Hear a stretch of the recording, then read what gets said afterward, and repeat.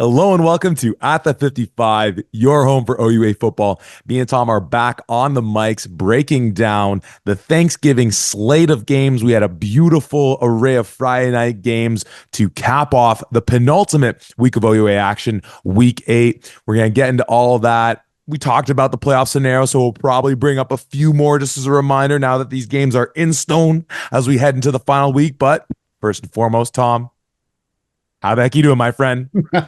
I'm doing great, my man. I'm doing great. I we've been talking about this for the entire year. I don't remember a year in the OUA, or whether as a player or as a fan, where there hasn't been a single week where there wasn't at least two games per week that were exciting as all hell. I can't get over how incredible a lot of these games have been. Even with a team like you look at Waterloo on the stats and they go, oh yeah, they're 0-7. They've had some outstanding games that have come right down to the wire, and so many of them, they've all been enjoyable to watch. This has been an unbelievable season of OUA football, and we still got one more left. Yeah, and unfortunately, if it does track for Waterloo that they don't end up winning a game, we've said however many times this year that Carleton's been the best team under 500 team, whatever that record was at the time, whether it was 0-2 or 1-3, what so on and so forth, to exactly where they stand right now at being 2-5. And I still think that they're arguably one of the top teams in this league. Waterloo, we might have to do a little research, could go down as the best non-win team we've ever seen in the OUA, because we'll go through, we'll obviously do our exit meetings as we did last year with these clubs and get into that in greater detail. But spot on by you. Great games around the league, one that we were in the house for that we'll talk about, and we'll get to all of them. But as always, we start with our players of the week and the shout outs that go along with them. Tom, offensively, we're going to start with a shout out. Where are we going for this one? I mean, we have to go to who has quickly become our guy in Tristan Abboud, quarterback for the York Guelph Griffin, my Guelph Griffin, Everybody's Guelph Griffins. He finishes the game against York, 19 for 26, 470 yards, 3 touchdowns, no interceptions. He had an unbelievable game. And you and I have been talking about this all year, but to see this young man's progression from week 1 this year to where he is now has been nothing short of amazing. It's been so good. And even talking with his coach in Mark Soria afterwards, and just him reflecting on the year that Aboud's had and that growth. And it's really special to see. And this team can clean up some of those penalties. They are a team to be reckoned with. We'll get to that. But again, that's our shout out, because we're going player of the week to the Waterloo Warriors running back, second year kid out of Cambridge, Ontario, and Quentin Springer, who carries the rock 35 times for 224 yards and 2 touchdowns in the losing effort, albeit, but in a game where you gave a MAC team a huge scare. I think as we ultimately figured it out that even if MAC lost, it would have been ultimately somewhat irrelevant. But still, if you're MAC, win or lose, regardless, like this was you just sneak by. But for Quentin Springer, it's not just the output. It's, as we saw, Anthony Miller goes down in the York homecoming last week. And as they mentioned on the broadcast, sounds like he's getting surgery. I didn't quite catch for what. And so our hearts go out to him, hoping to the football gods that it's a speedy recovery for him. But yeah, Quentin Springer just doing his thing against a really solid defense, that one that was bringing pressure. So shout out to him. Shout out to that Waterloo team in general. Can't wait to break down that one. Tom, defense of the player of the week. We're going back to the Guelph York game. Where's it going? We're going back to the Guelph Griffins in this one. Defensive lineman number 91, Robert Keys Wilson. 5.5 total tackles, 2.5 sacks, 3 tackles for loss, 1 forced fumble, and a pass breakup. This dude was really doing his thing, living in the backfield against those York Lions. No, it was great. And it's really nice to see Guelph starting to get that pass rush, as we talked about when they lost Scott Murray. Where was that going to come from? And they've certainly found a guy in him, and Tuzo got after it a little bit too. So we'll get to that briefly. On the special teams front, we're giving a little shout out here. Not a little shout out, because you know what? At the end of the day, he got the points to win the game for his club. And that's to none other than Michael Horvat, who goes 4 for 5, 3 for 3 on the extra points, net 16 points in total. And of course, his final field goal was coming in overtime to give them the edge up on Waterloo, a day where there was clearly a major cross breeze going in one direction. And, it perhaps reflects in his punting being a little lower than we expect from him. But nonetheless, shout out to Michael Horvat. Great day kicking the ball when it mattered the most. Where's our actual special teams play of the week going? If you watched any of these games here and you are thinking in your head who had the biggest impact on specials across the board, it has to go to Tayshaun Jackson with Yeah. how he ended up flipping that game. And we'll break it down. He finishes with 266 total yards, including a 120-yard punt return, which was a missed field goal back that somehow, even though it was 120 yards, he doesn't score on. Yeah, that's why such a beautiful game we have here. Like I can get a Oh, 120-yard kick return and it doesn't go to the crib. Yeah, shout out to that young man. And again, I teased you about this on our last set of podcasts. A guy that I think pretty firmly we're going to see pick up a Rookie of the Year nod. Tom, I think yeah. your signed, sealed, delivered on that. Yeah, I'll put my hand up there. I am a huge fan of Jackson Taylor. He's done some special things, but it has to. It has to go to this young man in Tayshaun Jackson. I don't think I've ever seen somebody who has better control of change of direction than this young man, and they utilize him everywhere. It has to go to this guy. Yeah, and of course, luckily, because I'm actually trying to remember whether they still highlight the one Rookie of the Year because they do the nominees from each team, but then they still give the nod to one of them, right? So Jackson Taylor will be no doubt McMaster's nominee for the all rookie team, but then of course it would be a huge error on our part if we're missing someone else who's done better than either of those two, but especially Tayshaun Jackson. We'll get into that game, and as you set up just how monumental some of those returns were in flipping the script of that game, a game that could have easily gone either way. But we'll get to that momentarily because we're going to start from York Lions Stadium on their senior day where they fell to, we said it already, but my Guelph Griffins, your Guelph Griffins, everybody's Guelph Griffins. Final score in this one, Guelph 33, York 19. You already mentioned the day that Tristan Aboud had, and a great day for him. And as we're starting to see, obviously, Vashon is so stellar, Kane Stevenson, but Willem Arsenault is just the deep threat guy for them off these play actions, and their connection is so good, so good. I don't want to just jump ahead and say, give this guy an all-star nod one way or the other, because I want to look through and be like, well, shoot, we've had some other good performances on the year, but the consistency when you think about that three-headed beast they have in their receiving core of Arsenault, Janusis, and Stevenson. Top of my head, he's been the most consistent, most healthy. So again, a shout out to this young man. But despite the offensive proficiency of this team, and boy oh boy, were they proficient. They had 647 yards total on offense. And not to be outdone, York put up 487. We'll talk about that. The biggest number in this game is 415. Tom, what does that number represent? That represents penalty yards only against the Guelph Griffins. That's not combined between these two clubs, only Guelph.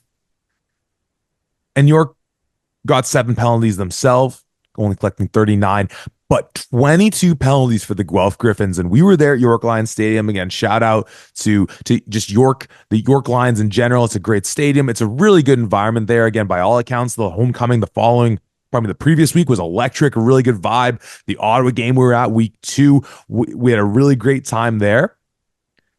Guelph travels really well, and they were thoroughly, the Guelph faithful, unhappy with some of the officiating in this game. And Tom, you made the point, and I'm obviously a Guelph homer. Like, I'm not going to deny that.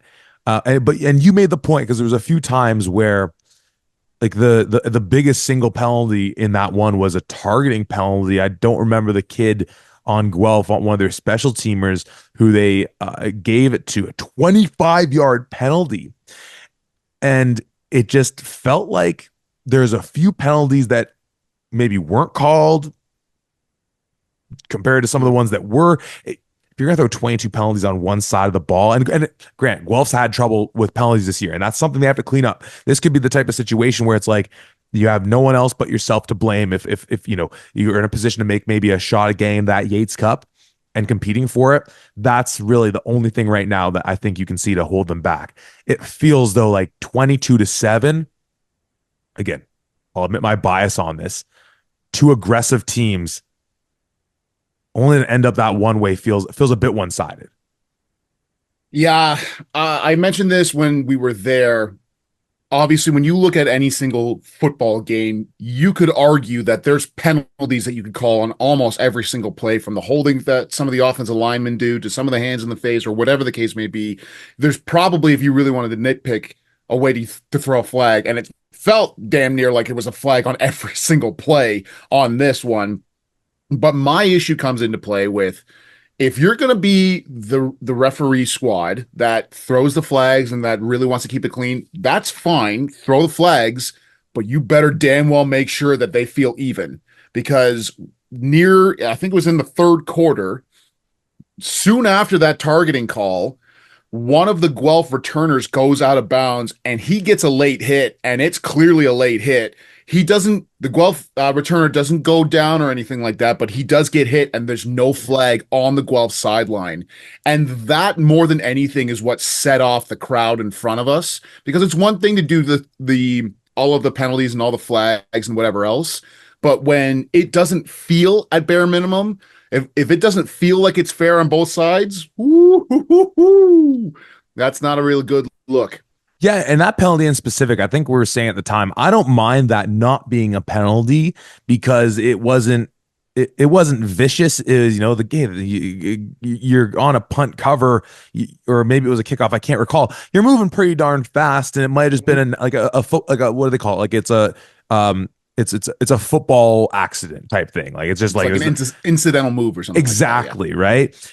But as you're saying, they're calling that penalty already, and I have a hunch just because we see so. I feel like those late hit penalties are becoming more and more common, that I think they're just making it easy for themselves. It's not like, okay, did he get hit out of bounds and it was just like he bumped him and the guy stood on his feet? Was it clearly like this guy was coming with intent to harm him and it was like the big scary collisions? It's just like, hey, look, if the guy's out of bounds and the player doesn't make any clear attempt to evade the hit, we're throwing the flag. I have a hunch that, because that would be just the easiest thing. Take out of your mind, like, how bad was the hit? How close was it to the sideline? Oh, he was only half a yard out versus 2 yards out. It's like, I have a hunch that's just probably how they do things, because just to keep it as straightforward. But just again, as he said, it was something that didn't seem to get called both ways. Again, put that aside, because there was also 3 instances where Guelph jumps on a hard count, and great job by the York offensive line, their offense in general to hold their water, read, okay,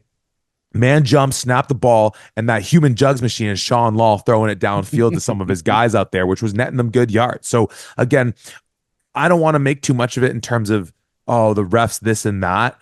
Yeah, it felt like at times a couple penalties. Well, you already kind of set a precedent for that. Why wasn't this one called?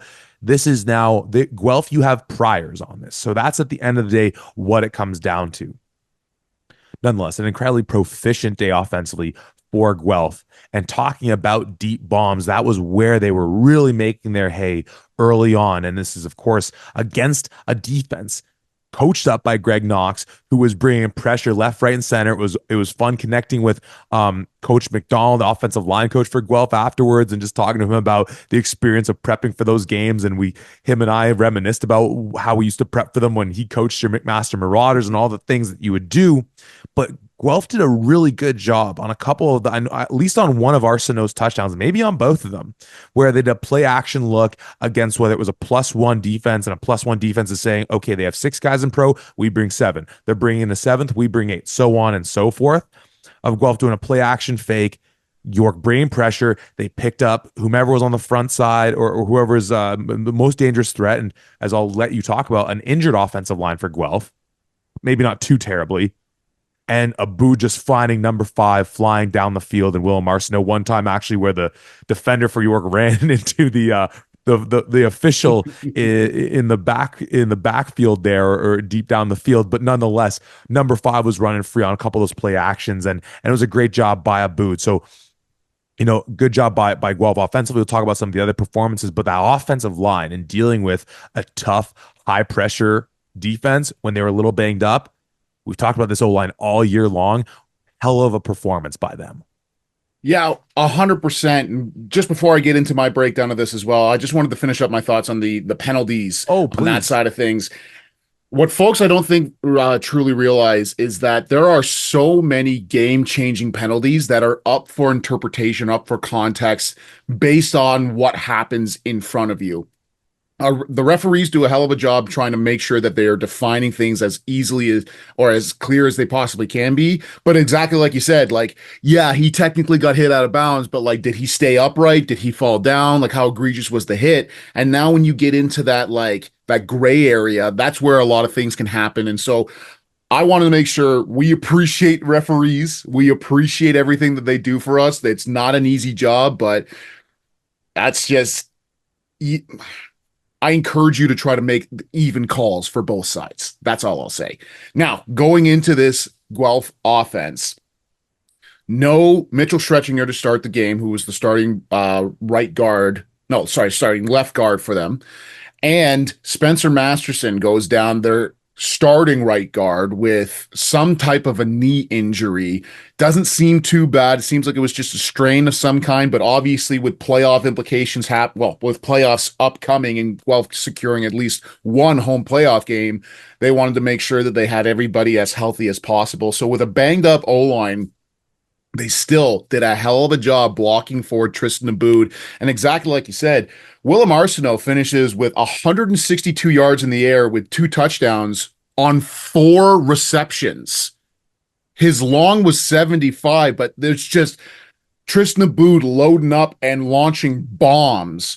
Vashon Janusis, 144 yards and a touchdown on 5 catches. Now, Vashon's is a little bit different because one of those, a couple of them, is just a quick screen pass, and our guy just takes off and makes dudes pay when they try to tackle him, especially when they try to tackle high. He will run him over.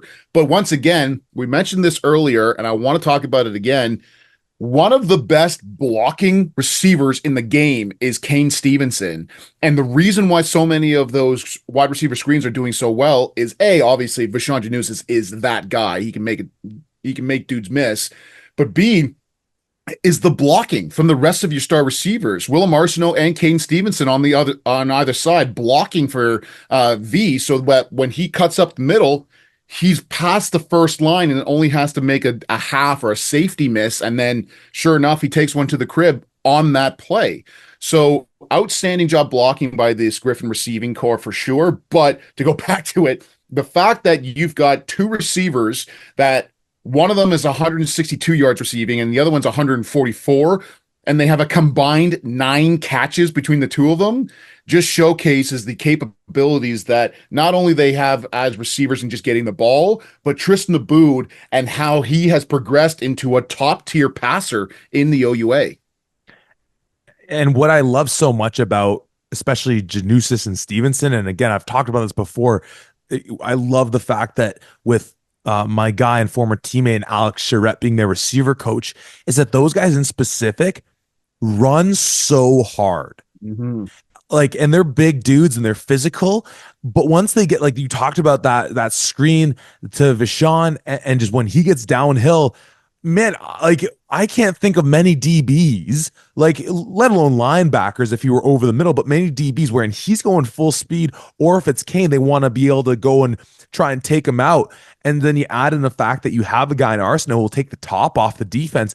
It's so versatile. And as we saw, it came to our attention after the game, no Jacob Thomas for them either, Mm-hmm. who's again, maybe not their best athlete in that receiving core, but will just, run the picture perfect route every single time, and just to add into the mix. And obviously they got Ryan Ogilvy as well, who's been consistent with them, getting Caleb Sargent, who obviously we see them hand the ball off to quite a bit. He's getting 3 catches as well. And what just tickles me pink thinking about it is that when we're talking with Coach Soria after the game, and again, let me start this off by saying they had 647 yards offense. We're throwing adulations at him. We're saying how good Aboud's looking, all these types of things. He's like, honestly, I don't think I called a great game today.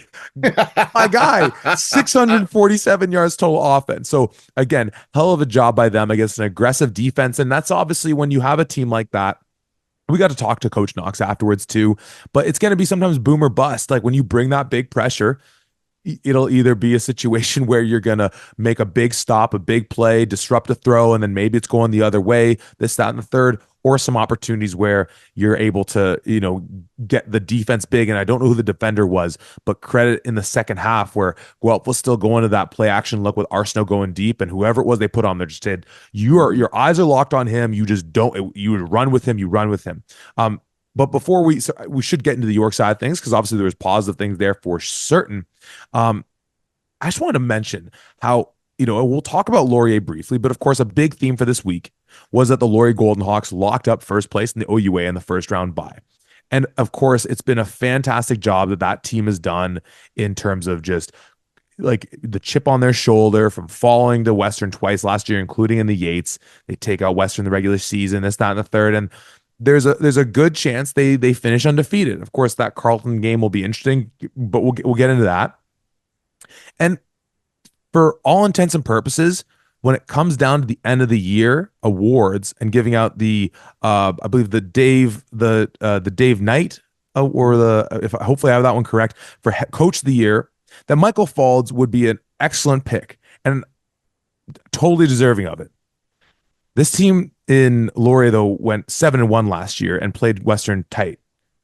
Guelph, you were the first to highlight this at the game, was 2-6 last year, and they have the week 9 bye, so their regular season is done, and have flipped the script to 6-2.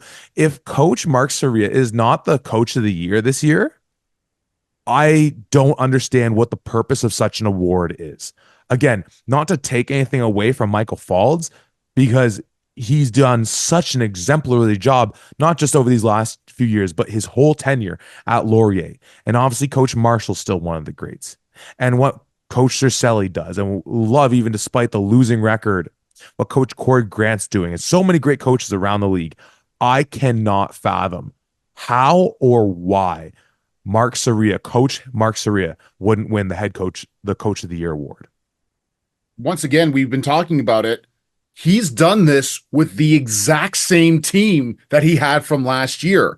Nobody graduated. It's not like they had a crazy recruiting class and they've got a whole bunch of new guys that are playing and starting. This is the same defense. It's the same offense. It's the same special teams. It's still Anakin Guthrie taking returns back. It's still Tristan Aboud and Marshall McCray splitting time at quarterbacks. Like, this is the same team that went 2-6.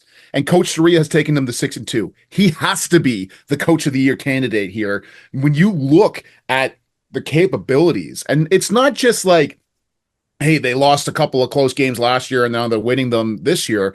Like, they got blown out in a couple of games, especially the Windsor game from last year where they gave up like 400 yards rushing.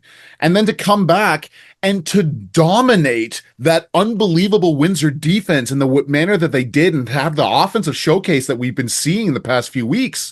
Like, this is nothing short of amazing. And Coach Soria, Coach Matt Barry, everybody on that coaching staff should be very extremely proud of everything that they have done, because this has been nothing short of amazing. There is a very real possibility, and I don't want to jump ahead, I don't want to whatever else, no disrespect, but there's a very real possibility that this team makes it to the Yates Cup. And like, the defense is coming along, but the offense looks unbelievable. Special teams can make big plays at a certain time. Like, this is a very dangerous team, and I would not want to play them in the playoffs because of the role that they're on, especially now that they're going to go on their bye week before going into the actual playoffs. Try to get guys as healthy as possible to get into the stretch that's going to be. So this is a dangerous team, and all the credit in the world goes to these coaches, the coaching staff that's there, including we can't shout out the coaching staffs without mentioning our guy, Coach Mike McDonald, Coach Brian Clough, and the guys on the O&D line. They've done outstanding jobs with the guys who are there. But my goodness, when you look at the difference from last year to this year on this team, both on the field and the production and in the stands and the vibe around the stadium and the excitement that's there, it's a complete 180. It is. And you know what?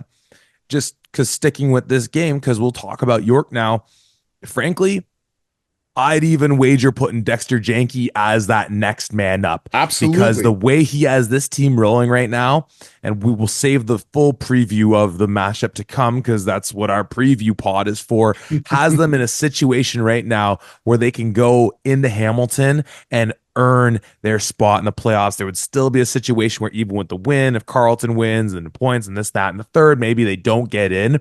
But to go from 0-8 to 3-5, possibly they're 2-5 right now, of course, would be an amazing thing. And the no doubt only getting better. And first and foremost, about those York Lions. Oh boy, did those helmets look good. It, Ooh. is it, and maybe it's partly one of those things of like, because there's the added piece on like, there are those helmets, there's the logo, there's the decal. It looks sick. Where we didn't see it for all the other 6 games they had played thus far. That looks spectacular. And you know what, man, again, penalties played a big play in this game in terms of how it gave York a few extra opportunities here and there. Some of those penalties were earned in terms of, again, hard counts where they're snapping it, catching Guelph jumping and everything like that. But you know what? York is showing some really good things. And I think more than anything, we'll talk about our guy, Sean Law. What impressed me the most in this game was them getting their run game going with Malchus Alunga, 13 carries, 108 yards on the ground.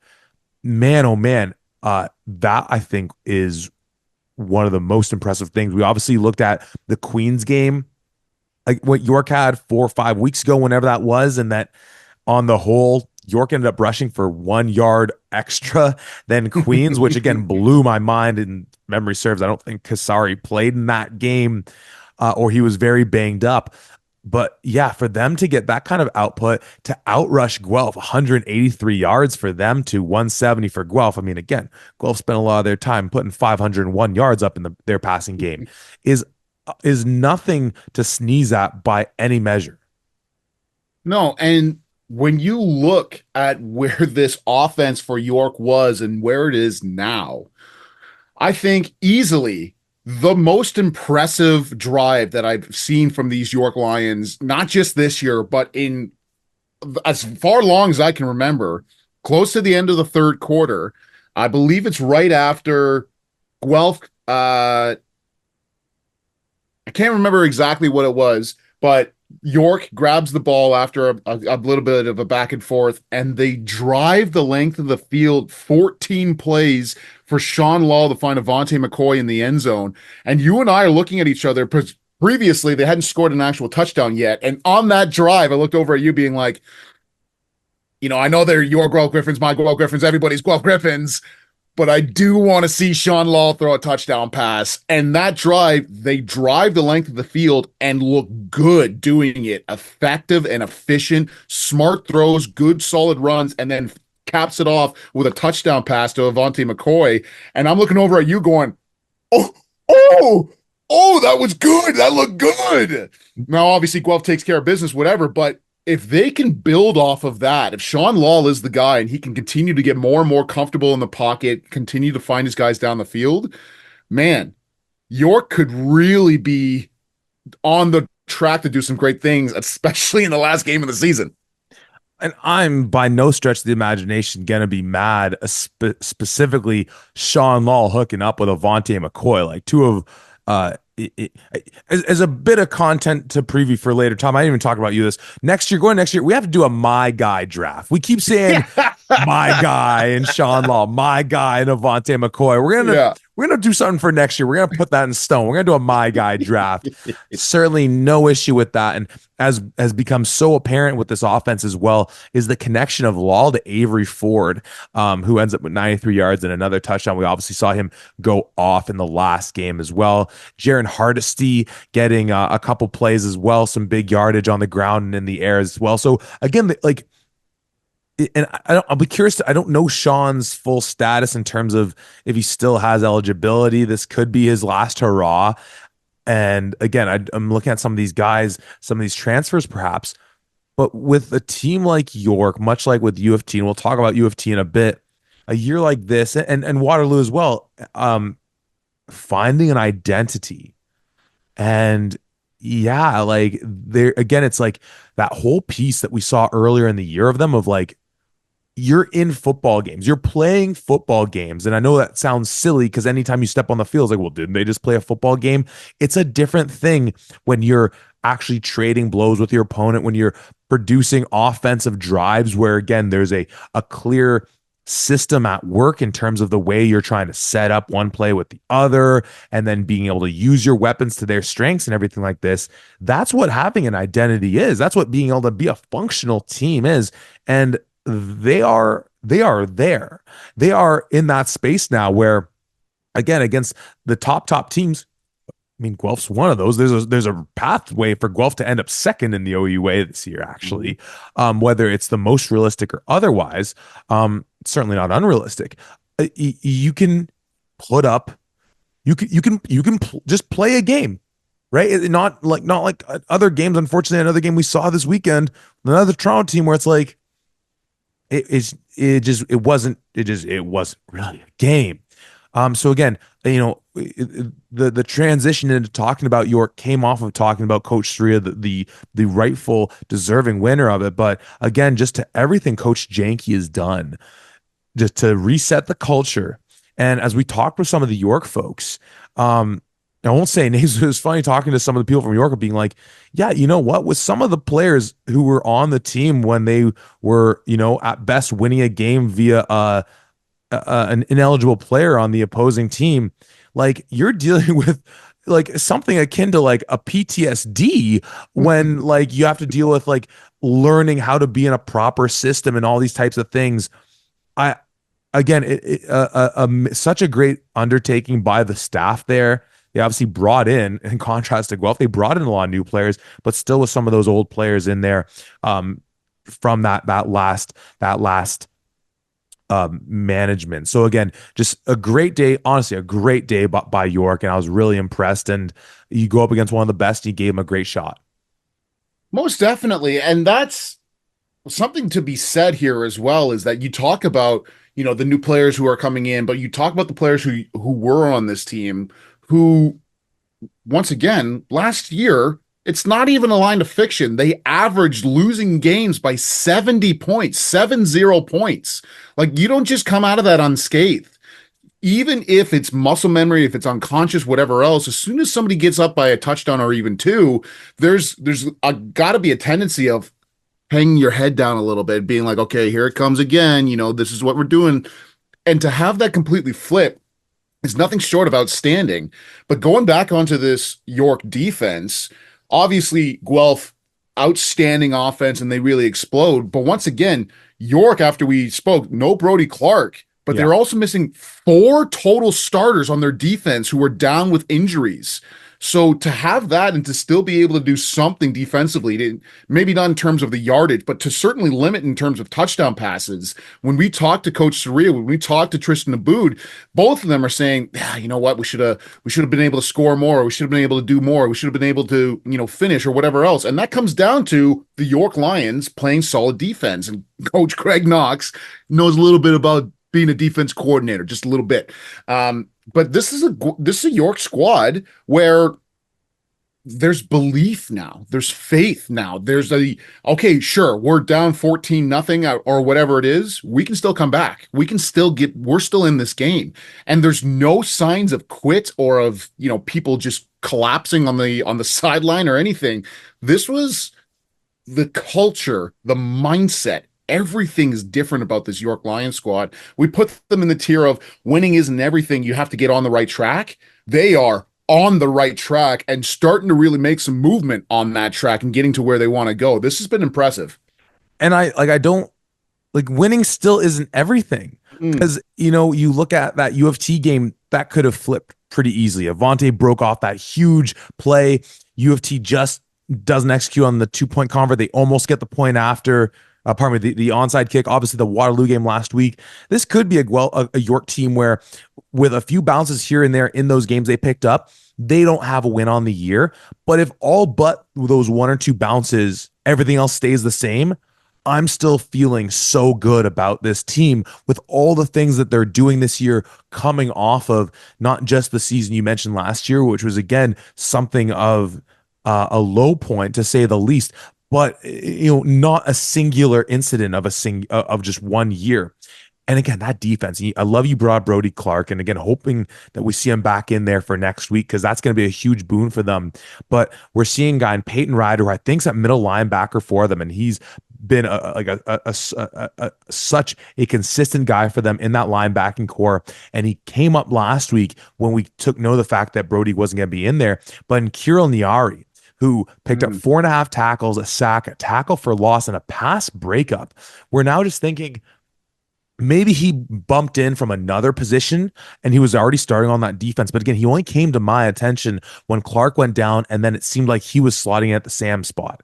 So you might now have a situation where you have found gold. Again, maybe he was already at, I don't know, maybe he was at will, and then they're like, you know what, he can be a good, or he was a field half, and like would bump him into Sam, whatever, free safety type body.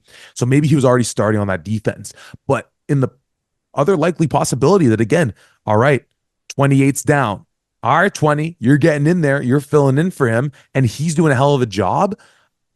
Man, you might have found gold in that. Again, we talked about how Sam linebackers for Greg Knox defenses end up being pretty good. So sometimes it's the system, but when it's both the system and the players themselves, that's an outstanding combination. And also just a guy that I've been taking note of the last couple of weeks for them is a guy in Raekwon Lewis Gibbs, who's also been doing some good things for them in the backside of the defense for them. Tom, you mentioned Anakin Guthrie's name, a punt return touchdown called back on penalties, though, as he was quick to let us know, he's putting that one on his resume, if for no other reason than he can say every time he's played Guelph, including his very first start, he gets a touchdown. A return touchdown. So a great play by him. Obviously, you mentioned what Avante was doing. He had a nice day returning kicks as well. He had 61 yards on punts, 20 yards on a single kick return. Any other notes from this one? Again, shout out to all the lovely people that we got to talk to at the game who recognized us, and just talking to some of the players and coaches afterwards. But anything else from this one you wanted to highlight? Well, first and foremost, on that note, shout out to the Woodmansies, seeing Coulter and his Yeah. guy and talking to those guys. That was awesome to see. Obviously, I had some time coaching Coulter in 2019 year when I was with Guelph. An outstanding individual, just an overall, just great human being. So wish nothing but the best for him, especially because he's on my Cats, even though I think we're eliminated from the playoffs now. But anyways, so awesome to see those people. But once again, we talked about the offense as a whole bunch here. So happy to see Malchus Alunga get over 100 yards rushing in this game, to see him start to really get things going here. I love to see that. I think that Sean Lall still has a lot of things to learn. He go like you already mentioned this, 18 for 33, 294 yards, 2 touchdowns, 1 interception. There was a couple of times where he's throwing a ball and like there's two or three that come off on the top of my head that I can remember where he's got somebody who's open down the field and he just barely out throws him or just barely does this. And I think that comes down to, we've mentioned this with other people before. How many reps did he get in training camp, or how many reps has he gotten since Matt Lynn was the starter there? I don't know what his chemistry is like with some of these receivers, or not even just that, because obviously he's finding his guys in Avery Ford and Amonte McCoy and that. But as he continues to go on, and I checked the roster, they list him officially as a third year eligibility. So he's got at least one Oh, more, maybe two. And if he's the guy that you're going with, and you give him some more let's time to really get go. with that defense, or sorry, get with that offense and get with those receivers and build chemistry there, sky's the limit for this young man and for this receiving core. There's a reason why we were so high on him going into this. And while, according to some folks, he may not have performed as well in training camp, when bullets fly, he's pretty good under pressure, and especially with doing things like escaping the pocket and doing a little flip pass to some of his guys who are right by, like a Malchus Alunga or anybody else who's there. He's a playmaker first and foremost. He needs to get a little bit more cleaned up for sure, but I like this kid a lot. I think he's got a ton of potential. Going back to Guelph, obviously we talked about how incredible that offense looks. This team looks really good, but we talked about the penalties at the end of the regular season, because once again, like you said, they have the last week bye.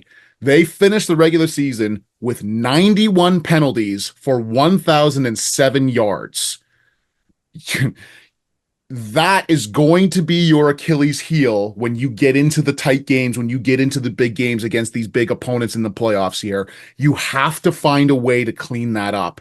I don't know how or what, or if it's a specific thing or whatever, but 1,000 yards and penalties in 8 games, that has to be your focus along with getting healthy into this bye week. That's crazy. They have a little context there, even though Queens has only played in 7 of their 8 games. Guelph has more penalties on the year than Queens has rushed for yards on the ground, which like I don't know why I bring that up. Like maybe it's completely irrelevant, but it just again, it's come on, fellas, let's clean that up. But you nailed it right there, and of course Guelph going on the last week by a long awaited and much needed one for their squad. York, as we talked about, they're heading down to Hamilton to the Hammer to take on York Master Marauders in a win, and you possibly get in situation for York. For Mac, it's a win and you're in scenario. So a game that I'm pretty sure we're gonna be there. And again, hey, York fans, send me that lion suit. All right, let's go. Uh, heading from heading from York down to Waterloo. I guess I could have done the speaking of McMaster. They were playing football, but oh well, my transitions, they're failing me. Mac, Waterloo, another Friday night bout and a game that went into, was this our first overtime game of the year? I think. Yeah, heading up. I think Oh, so. Yeah, I I think think so. Yeah, yeah. few and far between, but you love it when you get the opportunity, and we'll get to it momentarily. A game that, like, if not for the width of a goalpost, I forget the exact size of those darn things if I ever knew it. A game that nearly didn't even get the chance to go, so we'll get into that momentarily. But the final score was the McMaster Marauders 34, the Waterloo Warriors 32. This one being, of course, out of Warrior Field, senior day for the Warriors, much like the final home game for all these clubs. This was an interesting one. Kind of like this is a fun thing, Tom, that we've started to get the opportunity to do when we're at one game and we're talking to some of the guys afterwards, and then just getting to be like, "Hey, just you want to know what happened in Waterloo?" Like, final scores that kind of catch people like going, "Huh?" Um, Man, again, this was a game that we already talked about Quentin Springer, and we should certainly talk about him more and just what a good day that offense had against a very, very solid defense. But we talked going into this one on because obviously we all picked Mac except for Tyson Hergott, but of course, no surprise there. The alumni went with his squad. Part of the reason being that with how potent that Mac offense is in the passing attack, you had to think, okay, for Coach Kevin McNeil, your MO for as long as you've been a DC as in the OUA is that we're going to bring pressure, we're going to be aggressive. But when you're at Mac and you can just spread out your weapons and say, okay, we'll get the ball out quick if we need to, if we have gaps in that defense, like you won't get to the quarterback quick enough. Or on the flip side, play coverage, rush fewer guys, and then you say, well, hold on, eventually Keegan Hall is going to find his guys open. On the whole, it seemed like McNeil went for the latter in oftentimes playing a 30 front, rushing maybe just the 3, sometimes an additional 4. He obviously brought a couple blitzes. He can't help himself but to. It wouldn't be a McNeil game without it. That caught me a bit off guard because I thought he was going to go into it. I mean, it makes all the sense in the world. You have a team that not only hasn't established a run game in a couple years now, but they're down Braden Kelly. And clearly, what they're best at, few people are better at, and it's in the passing attack. I thought, honestly, I was so surprised when on that first play, they're in a cover 2, maybe it might have been cover 4, even depending on just exactly what the corner's responsibility was. A lot of deep zone. And just, again, they went the route of saying, hey, look, you don't have the best O-line on earth either. We'll get there eventually. And again, shout out to a guy like Marcus Miller, who had a really nice day. That caught me a bit off guard. What'd you make of how Waterloo chose to play Max offense? When you break it down like that, it really does make sense, especially with an offensive line, like we had mentioned, that is, for the most part, very young, except for their right guard and Taylor Burns, but has been playing relatively pretty solid throughout the entire year. I mean, holding guys like Mr. Onyeka from Yeah. Carleton to no sacks, and really being able to give Keegan more time than he's had previously. you look at that, and certainly, like you mentioned, it's not a K-Mac defense unless he's sending some kind of pressure.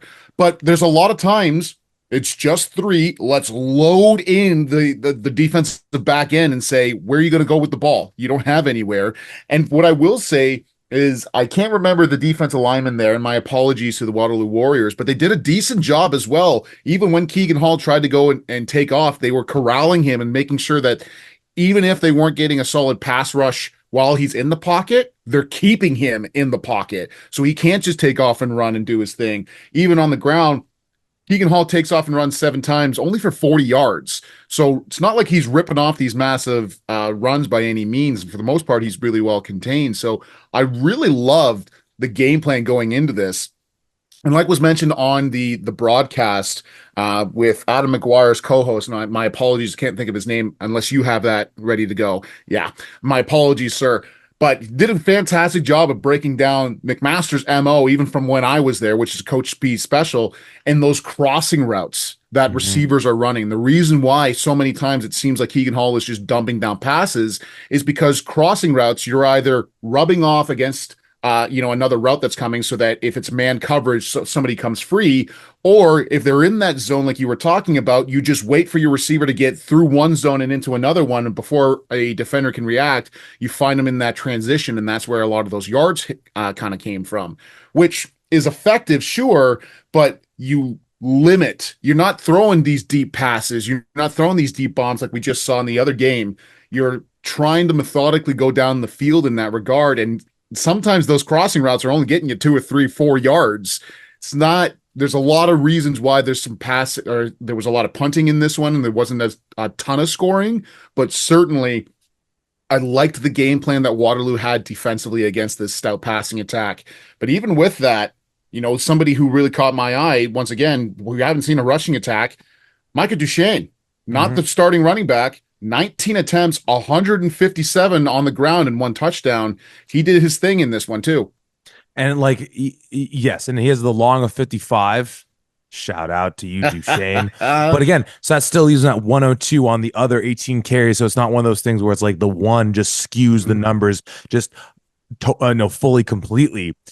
At a certain point, it's like, well, you better have had someone running because again, aside from some choice pressures, and again, a day where the wind was such a factor, where maybe you're thinking, hey, let's load up the box and let's say, okay, put up a ball and let's let it sit there in the air for a little bit longer. But yeah, again, and you mentioned that O line that you being young, Taylor Burns. If you can recall the name of their right tackle, do you know it offhand, or if you can find it? I know you have a note of that. I'll let you think on that one because a kid who, as you mentioned, we've seen them duke it out with Ife Onyeka, and this guy again, probably first or second year. I forget exactly what year he is in, but this kid looks really good. So again, a young O line. They've had some troubles there over the last year or two, but I think they have some good guys in there who are getting all these reps and who are coming in big.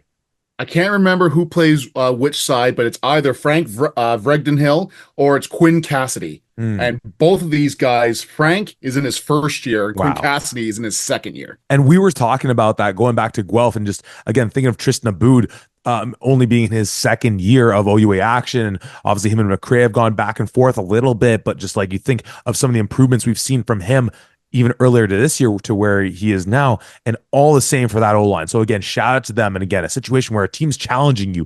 Literally, you could picture K-Mac with his arms crossed, just being like, all right, go ahead, run the ball. I Mm-hmm. dare you.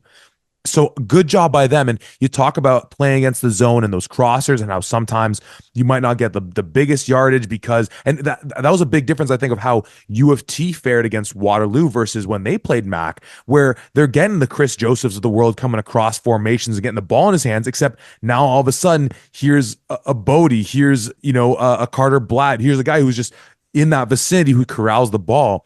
But what I thought that, again, shout out to this receiving core that Mac has, and I do want to go back. Well, I guess we're just going back and forth. But on the big touchdown to James Priestner was a situation where he's just sitting down in the zone on like a deep curl route and just is able to find the space. And of course, Keegan Hall can put a ball anywhere any time on the field against anyone and just reads, okay, my guy has outside leverage, the defender's in the zone a little more inside, and just like it's been shot out of a cannon, the ball's there on Priestner.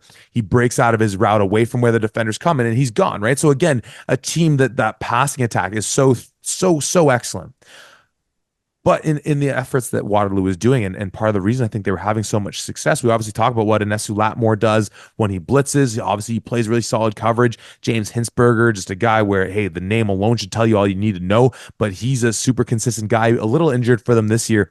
But we talked about him earlier going back to that Laurier game. And if not for I don't know what it was. Maybe he just needs to get a little more stickum on those gloves. Michael Omaseni would have come away with another interception, but this guy is legit. Like for a middle linebacker, he might maybe he's out will, but he's somewhere there in the middle where he can finish the game with 10 total tackles, 6 solos. But then he also does such a fantastic job of dropping into coverage. And one where he was showing blitz, he drops out, and then Keegan's trying to hit a guy on like a seam route or a crosser, a deep crosser over the middle. And there's 40 just getting his hand up to swat the ball down. When you have guys like that, especially athletes like that in your linebacking core, where again, they're not just run stoppers, they're not just, coverage dudes, but they can do it. They can do it all. And I just think with football, we're seeing more, just more and more, just great athletes at all positions, but linebacker as well, where it's like, dang, this guy can. I'm not saying it's about almost any in specific because I don't know, but like this guy can run a 4.6 and he can bench 22 reps, like just crazy stuff like that. We're starting to see from some of these athletes, and just it's been a great job by this defense, and all the more reason. And maybe we should now start talking about that offense for them, because it's pretty much week 3 now, where they've had to go back to Nolan Caban after Nick Orr going down. But a team who, it is going to be an underdog going to Queens next week and could end up 0-8. But doggone, have they not been? You put away that Windsor, pardon me, not the Windsor game. You put away the Western game they had, where we won't even bring that one up. You look at a team that starts the season, a winnable game against U of T. Again, scrap the next one. Ottawa, tough game, but that was a game where Waterloo, even though they only got the 5 points, we started to see them running the ball again, as we had seen them do so well. And then they go on this streak where, again, not with W's, but they're putting up 23 points against Laurier and giving them a scare. They're putting up 25 points and are up on Guelph early. They're at a York homecoming where they're playing them tooth and nail down to the wire. And then they almost escape with a win against McMaster on their senior day. So again, much the same way that we look at some of these teams, and maybe that's why we have them in a 50-50 club going into the year. It's just, again, shout out to this club. And I just hope that, I hope people recognize that, to look beyond the record for this club, because this is, again, as you say it all the time, and I'm in there in lockstep with you, the best conference in all of U sports from 1 through 11. And things like that are bound to happen, that you were just on the wrong side of some of those games, but someone's got to win, someone's got to lose. And it's just the way it breaks down in this league. I couldn't agree with you more on this one. When you look at the production, when you look at what they've been doing here, and then in that York game, they were up, what, like 15 points at one point? Now, obviously, York comes back, and that's an incredible thing for that program for sure. And Waterloo had a lot of issues with, penalties and things of that nature. But still, to see the capabilities that this Waterloo program has, even at an 0-7, is insane. And I really, truly believe if we simulated something, or if they played against every other team in every other conference, they're coming away with some wins against other people in other conferences, and at least one team per conference. I'm willing to say that 100%, because this Waterloo squad, especially how they're playing right now, they're really doing some great things. Nolan Caban, his numbers don't jump off the page, but 11 for 15, 141 yards and 2 touchdowns is nothing to sneeze at. He's being effective when he needs to be. He's finding his guys down the field, and he's making smart passes. He's not blowing the top off by any means, but he's finding a guy like Evan Basiligo over the crosser and letting him do his work. He had a couple of really nice throws as well. I don't want to take anything away from him, but he's not forcing things into tight windows. He's not forcing passes. He's being smart with the football. And when you're playing against a team in McMaster, despite the fact that Mitchell Price is back for that Marauder squad, so that D line should be a little bit better. Yeah, great call. Quentin Springer still goes off for 224 yards. So you give it to your bell cow, you give it to the kid who has the hot hand, or in this case, the hot legs, and you let him run. Yes, I know. I thought that was hilarious too. Uh, but you let him run, you let him take over the game, you rely on him, and then suddenly it's Nolan Caban. He's finding guys, he's doing that, and it's an extra top off to everything that's going on. Between Quentin Springer and Nolan Caban, they combined for 4 touchdowns. So really finding a rhythm here. And once again, shout out to our guy in Brendan Conway. He's really We've seen the offense evolve as the season has gone on, and starting off with Nick Orr and now Nolan Caban and throwing the ball really well. And finally, now the run game is really starting to get there. Obviously, it's a little too late in terms of a playoff picture for the Waterloo Warriors, but don't sleep on this team. They are a good squad. McMaster has their own struggles for sure. Well, I'm sure we'll get into that in just a second here. But like you mentioned, when we were at that York Guelph game, we mentioned to a few guys from both York and from Guelph, hey, McMaster won the Waterloo game, but it was in overtime.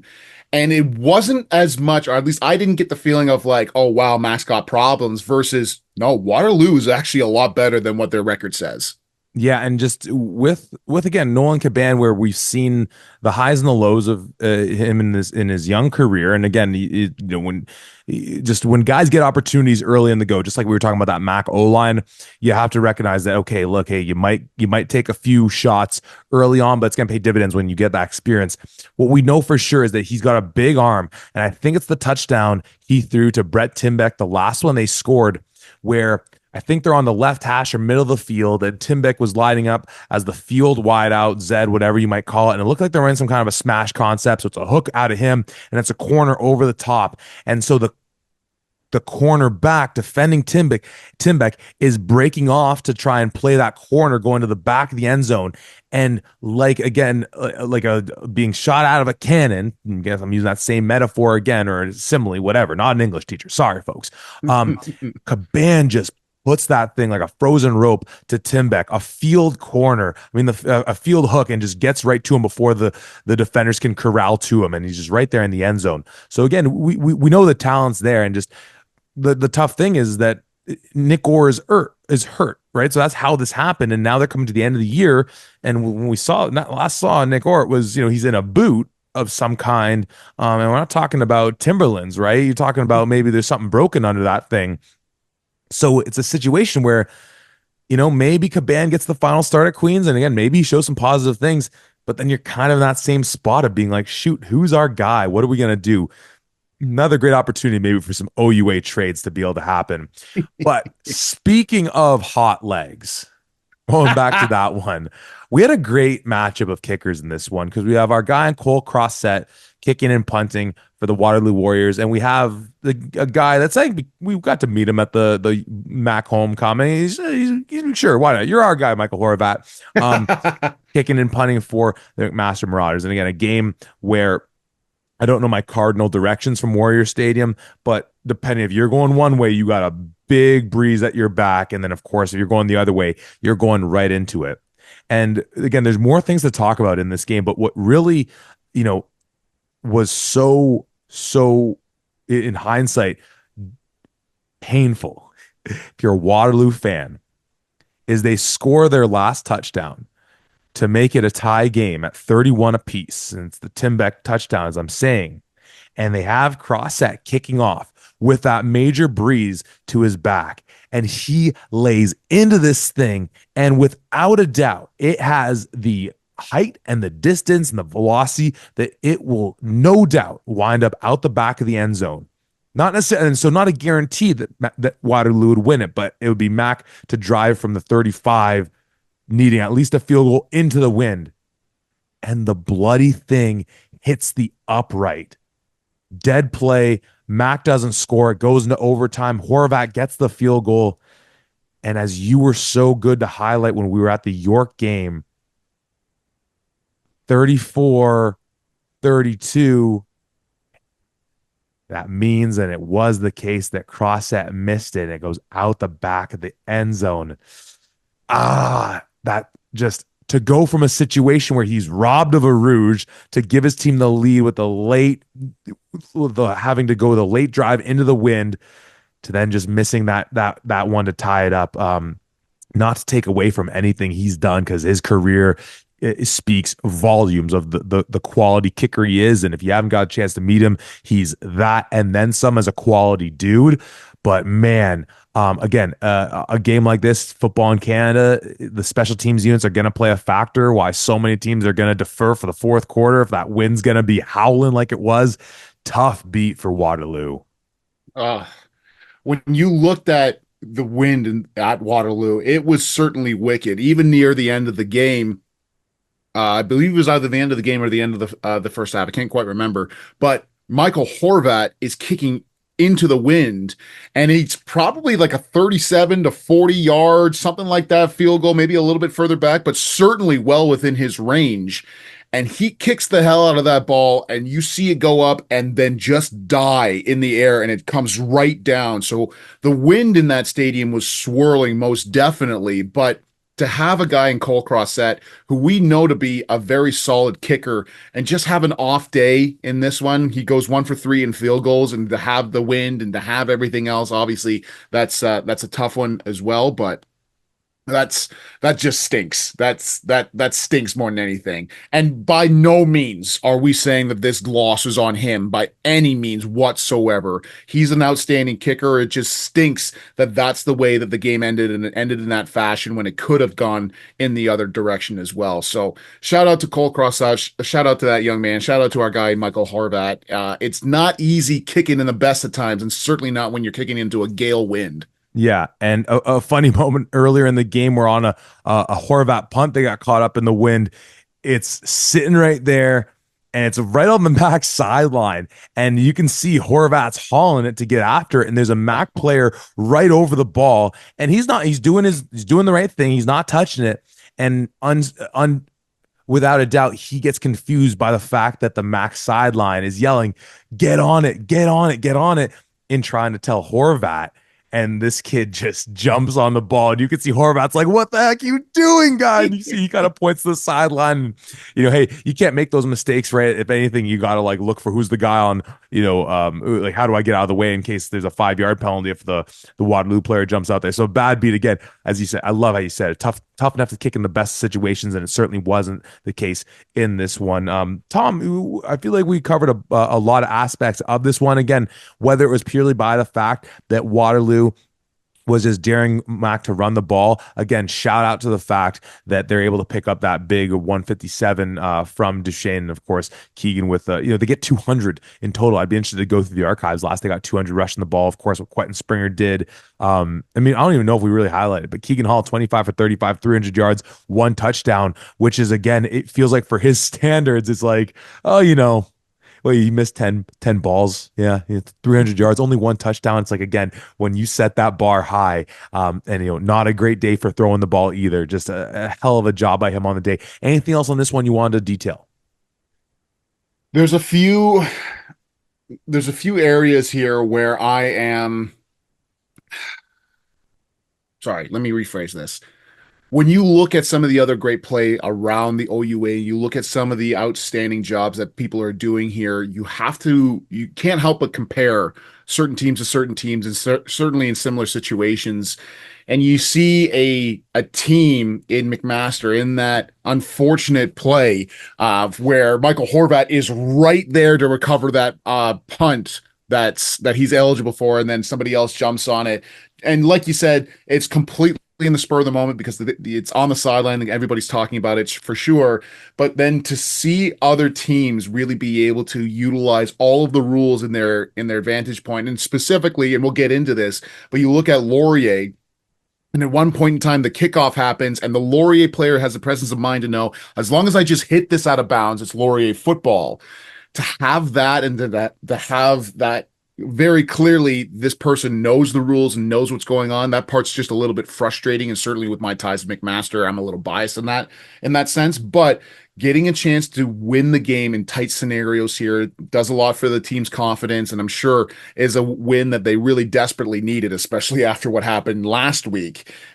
So good on McMaster. Heartbreaker for Waterloo. The Adam McGuire did a great job of pointing out when they got into overtime. The last time that Waterloo got into overtime at home was in 2019 when they played against Laurier, went to triple overtime, and they ended up losing that one 53-50.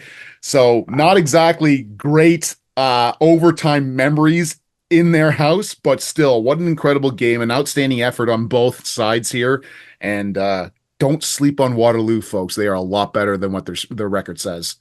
I think that was the Ente Eguavon game-winning touchdown to end the Battle of Waterloo in that one. I don't know if I have that Mhm. one correct, but shout out to Toronto football, Ente, a Toronto guy.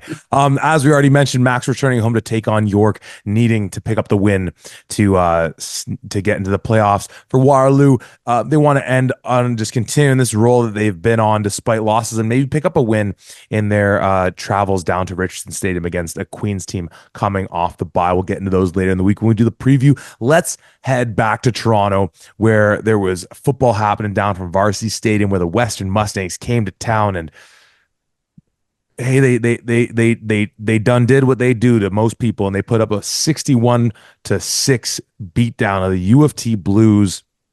U of T coming off their bye week, and Western coming off of the Evan Hillock homecoming from McMaster last week. Tom, we're well, hey, like all things, maybe we'll surprise ourselves and we'll talk long about this one. I'm going into this one saying I don't think we're going to talk too long about this one. It was weird to look at just the numbers because again, you look at the game, then you look at the numbers, and you're like, wait a minute, hold on, what did this, that, and the third? Because it was a game you pointed out to me when we were kind of doing our little prep beforehand, where you're thinking like, hold on a second, 61 points but only 440 yards total offense. Yeah, they get the pick six from Simon King. But then you say as well, hold on a second. Roman Campanero only with 2 punt returns and Brennan Kiba with one. How do they only have 3 punt returns when the opposing team scores 6 points? Again, a weird one. We look at the box score. Our we have something of interpretation. We'll try to like talk it through on this one, but a game that again, part of the details are going to take you to the penalty box for this one.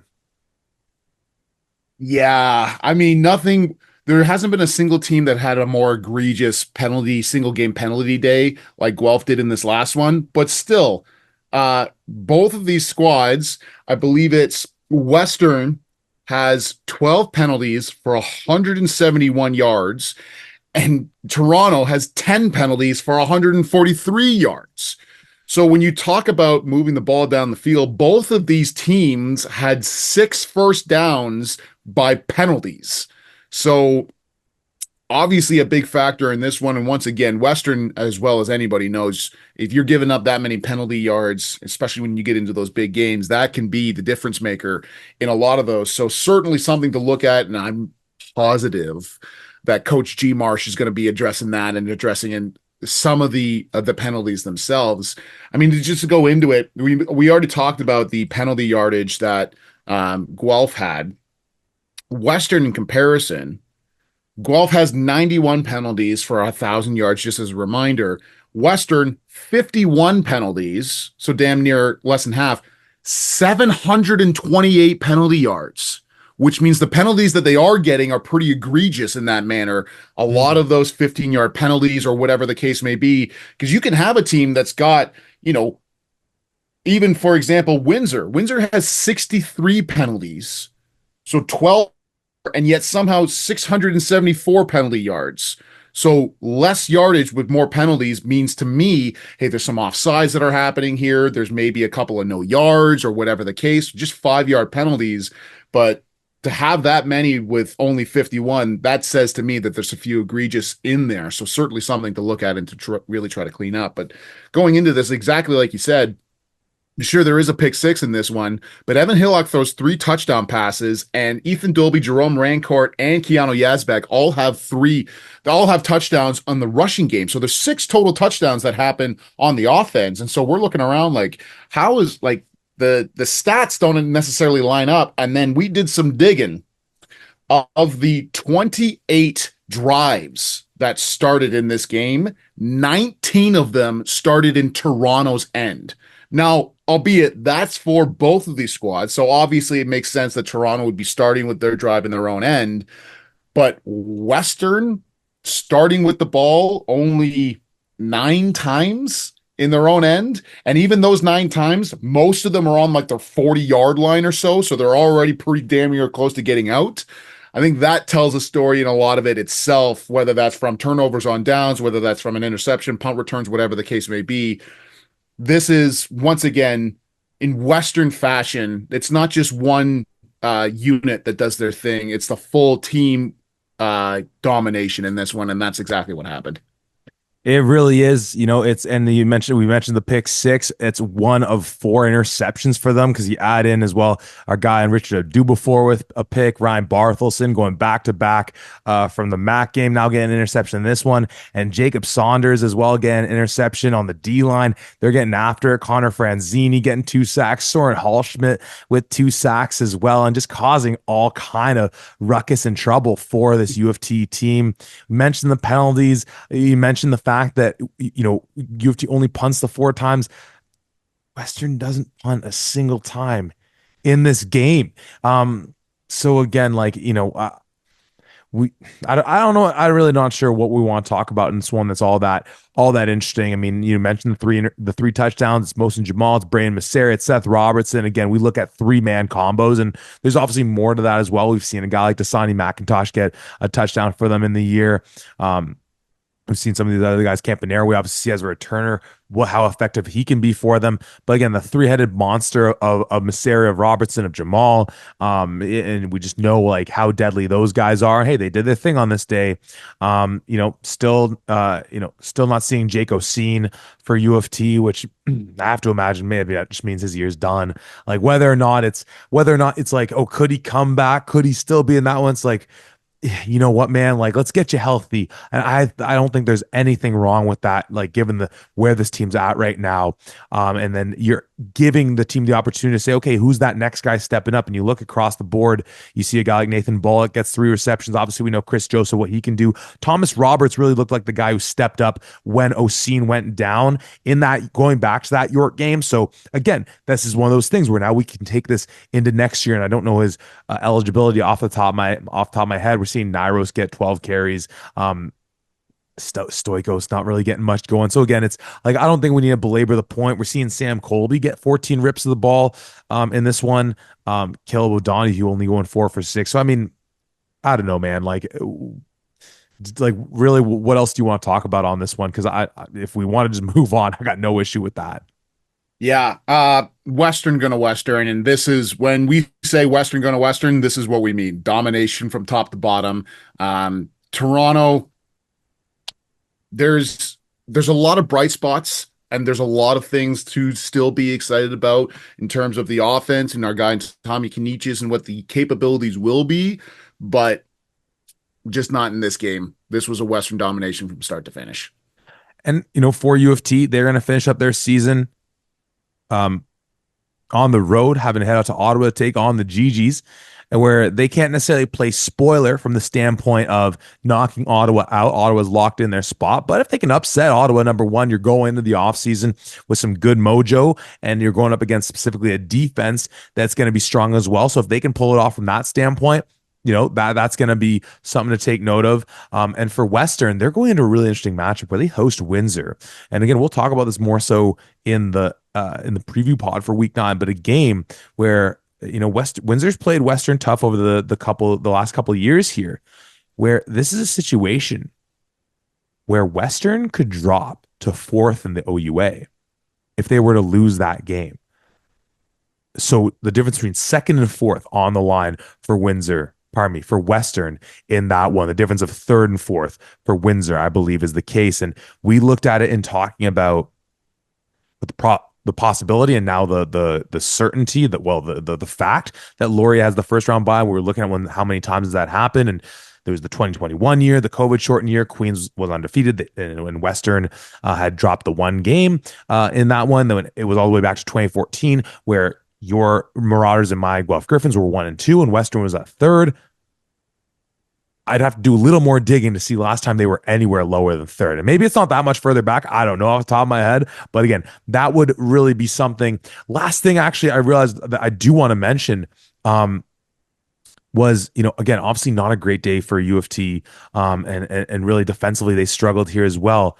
However, Hmm. seeing the return of Ryan Stewart to that linebacking core where we hadn't been seeing him all year long. And I kind of just assumed, oh, I guess he graduated or I don't know, like maybe he just, whatever it might have been. But a guy who was, if not first in tackles in the OUA last year, was amongst the top. He had a number of interceptions last year. I think it was at least two came at the expense of your McMaster Marauders. But yeah, 2023, he leads the team and ranks second in the OUA in tackles with 57, adding in a sack, a pass breakup, a forced fumble, two interceptions, one of those going back to the house for a pick six. So again, this is a guy who I believe is technically in his third year. He dressed for 8 games in 2022.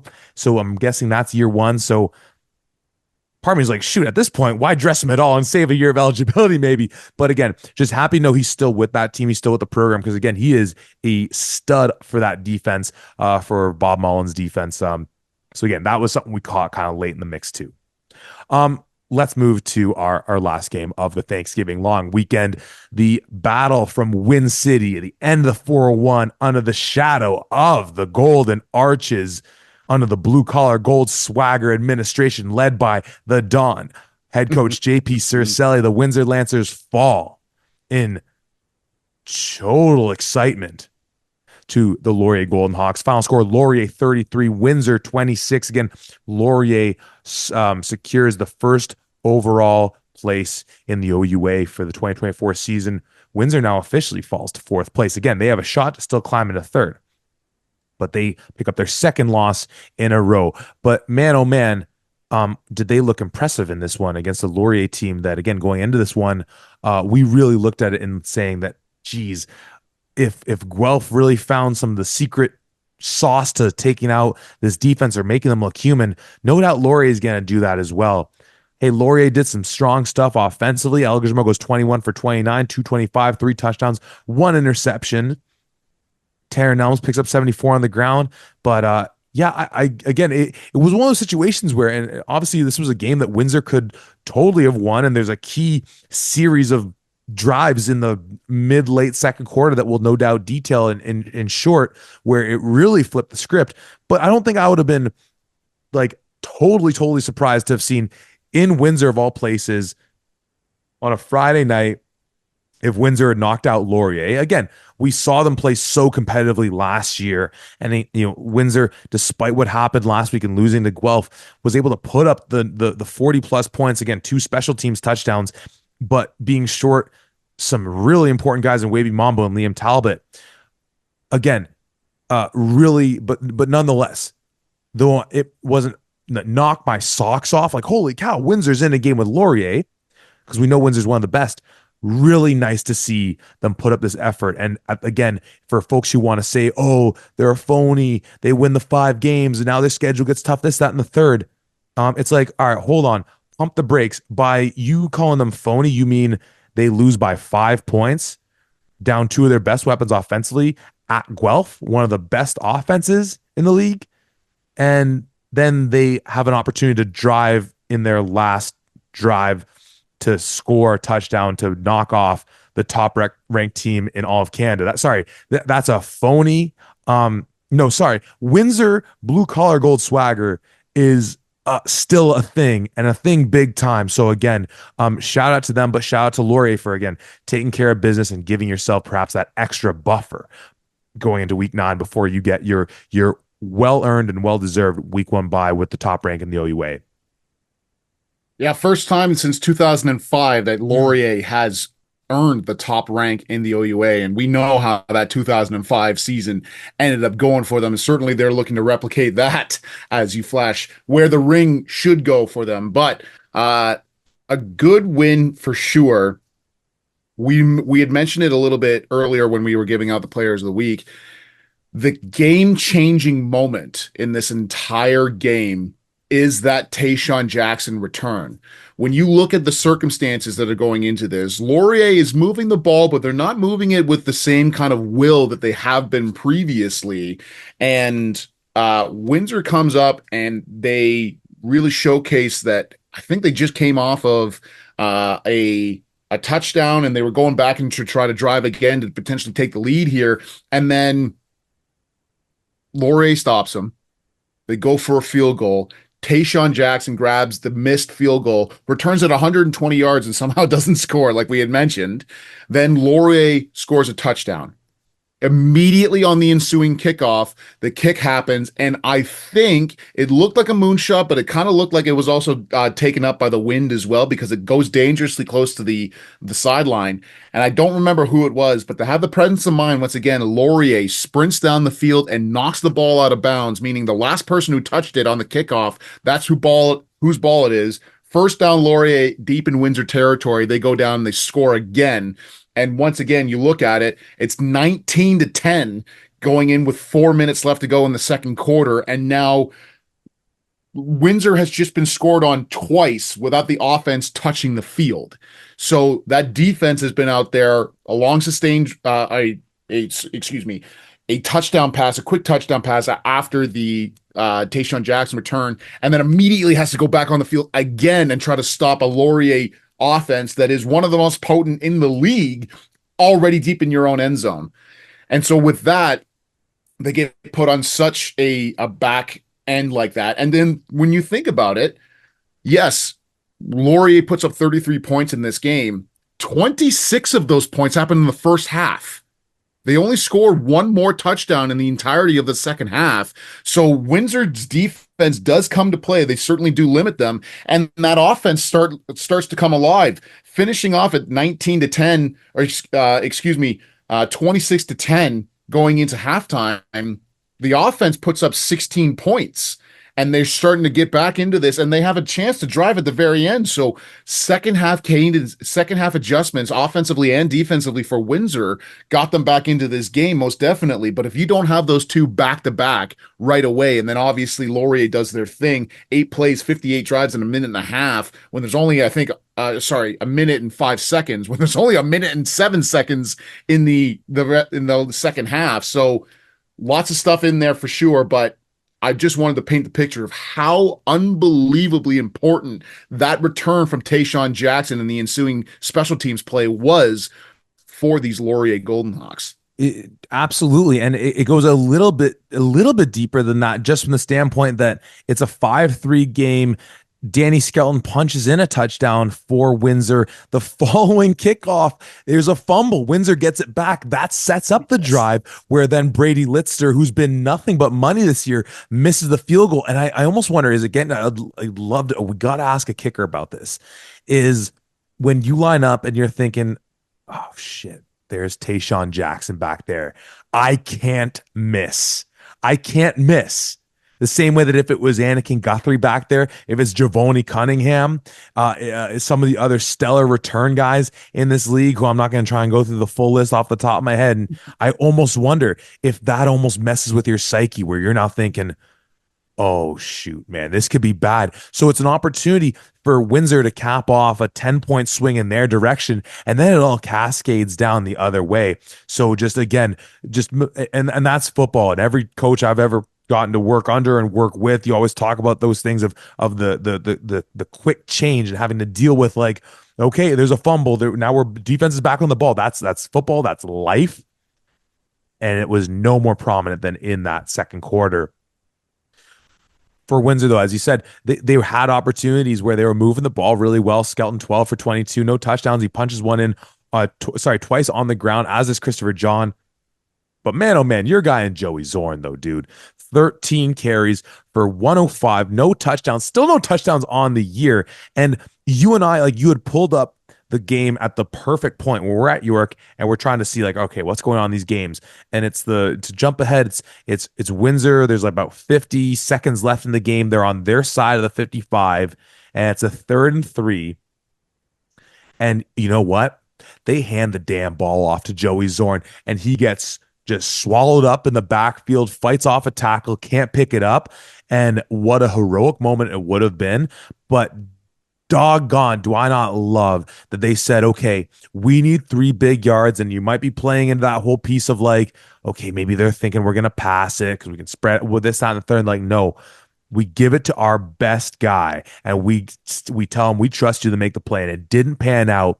But again, I just I love the just symbolic nature of that to say, hey, look, kid, this is you have been part of why this team is now someone that teams across Canada look at and say, "Oh shoot, Windsor's legit."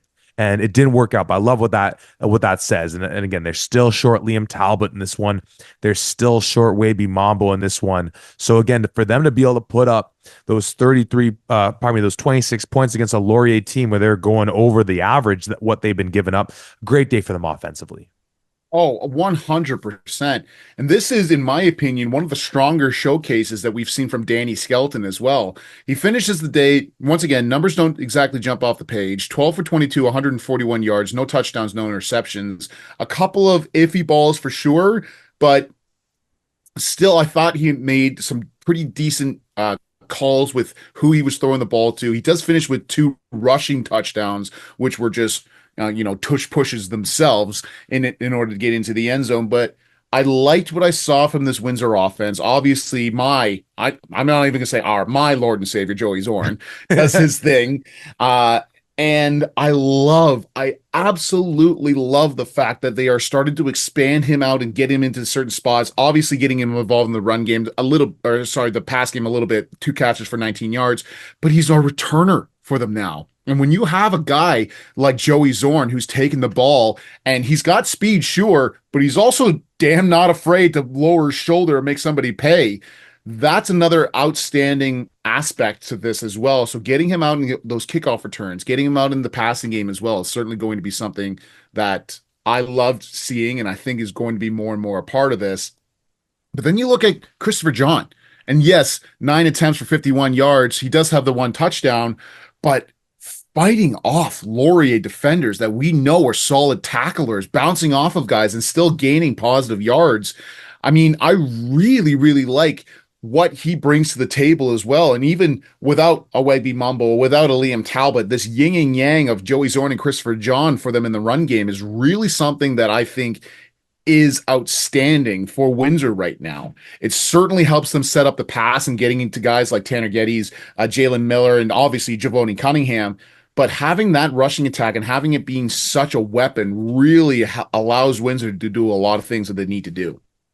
Yeah, totally. And I think again, what was so impressive about Windsor, and it's in part credit to their defense and in part credit to just how good they run the ball even when they're injured, was the commentary we had come into this where it's like Laurier can score against anyone. And again, at the end of the day, they scored points. Hey, you know what? Like that's no small feat to put up 33 points in any game, let alone on this defense. And you say to yourself, okay, look, can Windsor score enough points to keep up with them? At the end of the day, they didn't. But if you want to stick with your bread and butter run game, okay, that's great. And maybe you're gonna, put together like a 7-minute drive and you're gonna pound the rock down the field and you're gonna get a touchdown, or maybe you settle for 3. And then Laurier can just say, okay, great. We're going to run 5 plays and score a touchdown in a minute 20. And that's just such a backbreaker. So for for Windsor to still stick to their bread and butter, stick to what they do better than darn near anyone in the country, I love that. And again, no better example than at the end of the day, at the end of the game, the last play they ultimately had where they put it in their guy's hand, a guys who getting, as you said, not just the 13 carries, but he's also getting those 2 extra kick returns. I love symbolically what that says about the team trusting in their guys.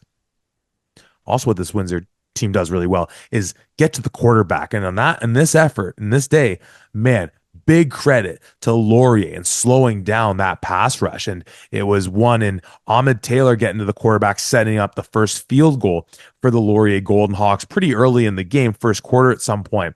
But other than that, we see a guy like, I'm trying to find him. I know that he was left off the stat sheet in the sacks. Where is our guy in Kaladia Moosin? Only with 2 tackles, 1 TFL and I forget if it was the touchdown. It might have been Ethan Jordan's second touchdown. but Kaladi gets to Elgersma, but he doesn't take his eyes off downfield and just puts the ball in the perfect spot for, again, I think it was Jordan to go bring in. So not without being pressured, but just knowing how to deal with that pressure. And again, the offense run by Coach Galloway.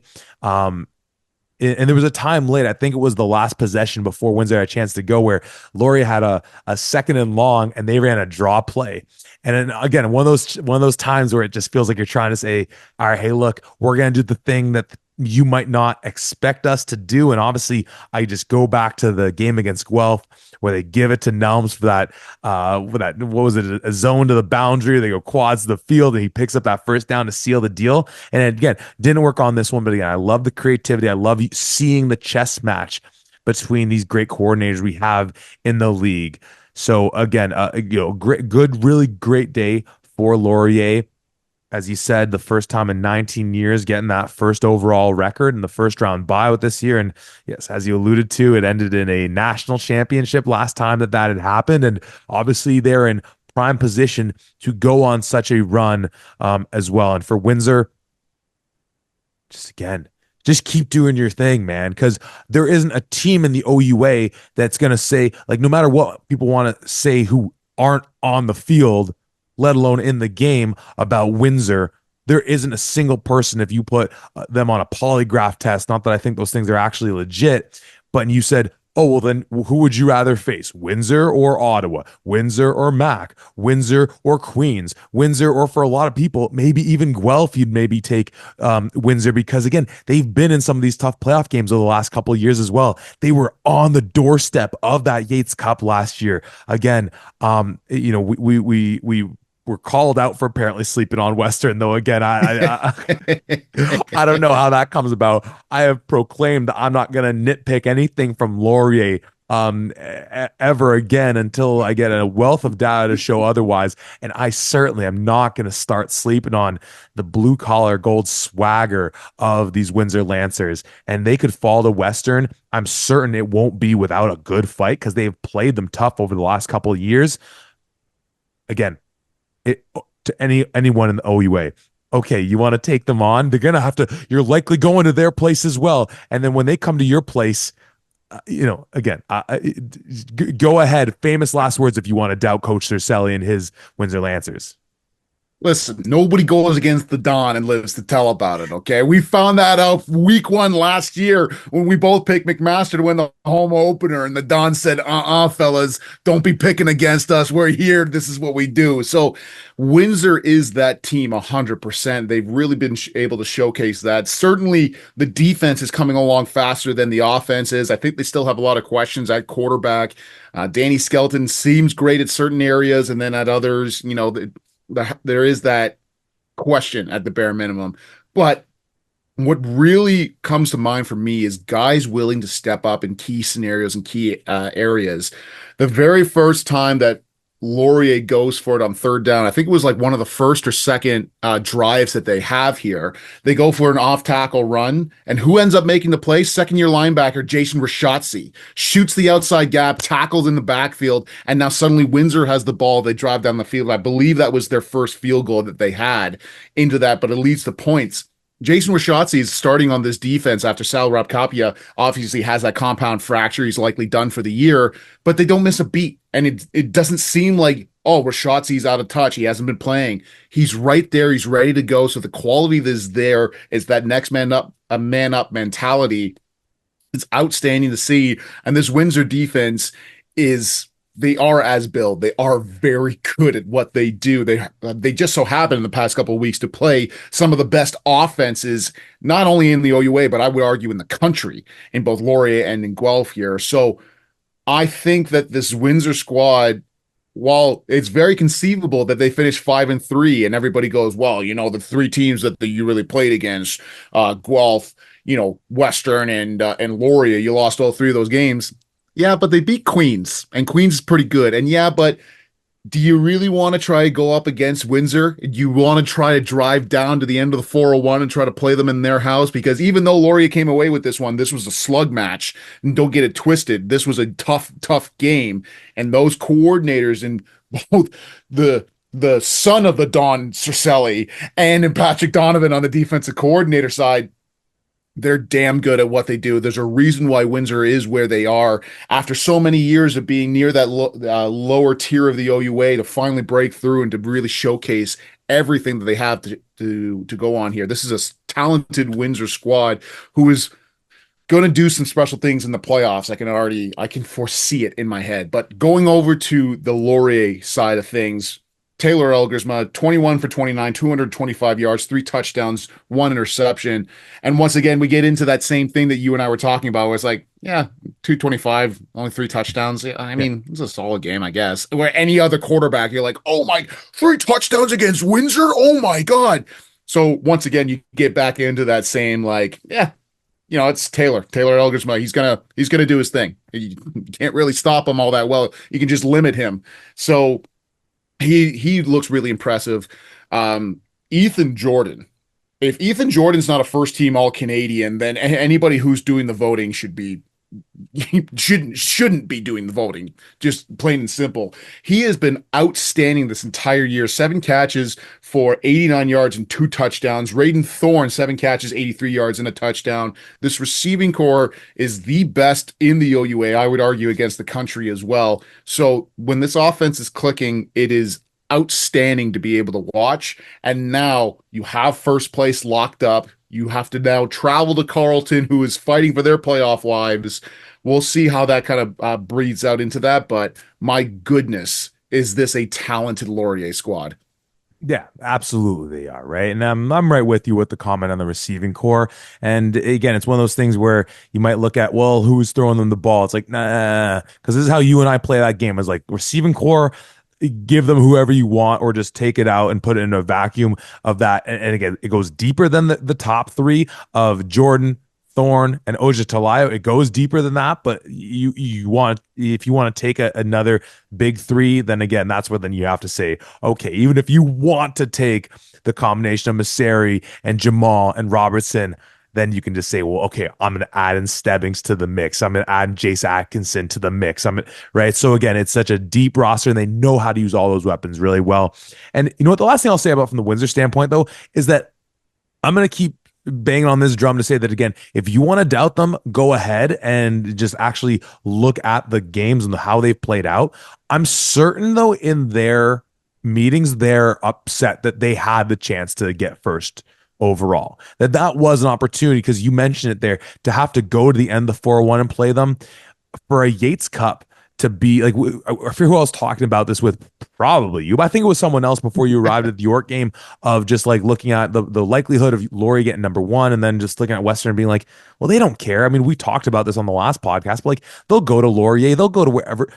No one would want to go to Windsor to play in a Yates Cup. The same way that like if Carleton or Ottawa are ever able to get in a position to host a Yates Cup, no one wants to make that travel. It is just it's that extra little something that for most the other 8 teams roughly, you just don't have that kind of advantage. So again, I'm certain that yeah, they can look and they can say, all right, yeah, 5-2. If it ends up being 5-3, whatever it is, hey, what was the point differential in there? Look at who we were missing, this, that, and the third.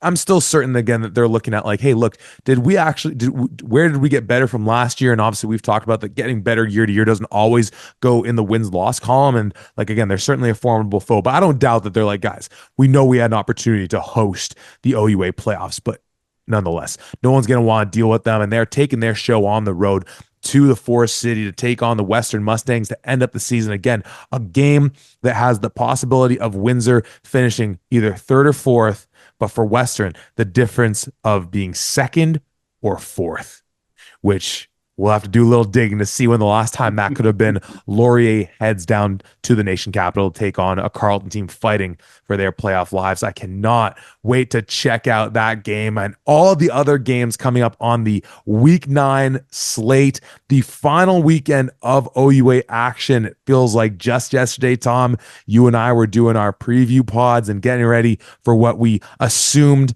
was going to be a great year of OUA football because it's the OUA, so it's always going to be a great year of football, to where we stand now and saying, okay, I'm going to recognize that there's certainly the bias of having just experienced it, availability bias, I suppose you'd say. But man, I don't know the last year I can think of that was as exciting as the one that we've had. And of course, it doesn't end yet till one of those teams is lifting up a Yates Cup. Tom, final words on this penultimate week of OUA football. It's hilarious to me that so many, like we were detailing in our preview pod, there's been so many teams, and there's only two, maybe three teams that are still in the playoff hunt because the other six spots are accounted for. And yet so many of these games have so much playoff implications, and they have the idea of, okay, Laurier plays against Windsor again in the playoffs, which is a real possibility. What's the adjustment going to be? Because now Windsor has to travel to Laurier, and we saw how close that playoff game was last year, and all of these things. So I am very, very thankful, very blessed to be a part of another outstanding OUA football season. We still have one more in the regular season, and then playoffs happen where, once again, I'm not sure how the playoffs can top what an outstanding regular season this was, but they always seem to. So once again, we are locked in for outstanding football and the greatest conference in youth sports. So I'm so thankful, especially on this Thanksgiving weekend. I'm thankful for you, my man. I'm thankful for the OUA football. I'm just thankful that we get to do what we do. I'm right there with you, man. And as you said, especially on a weekend of giving thanks to all the players, coaches, administrators, staff, fans that make this league as great as it is. Shout out to you all. Again, shout out to the folks that come out to these games. Shout out to the folks that reach out to us and whatever you have to say, the feedback, to the positive, to the slightly less than positive, because it's usually pretty decent. All the love and respect and blessings to you and yours. So again, Tom, what a great penultimate weekend of action. Week 8 is in the books. We'll be setting up the final week that's going to be coming your way next week. So we'll be right here talking about it at the 55.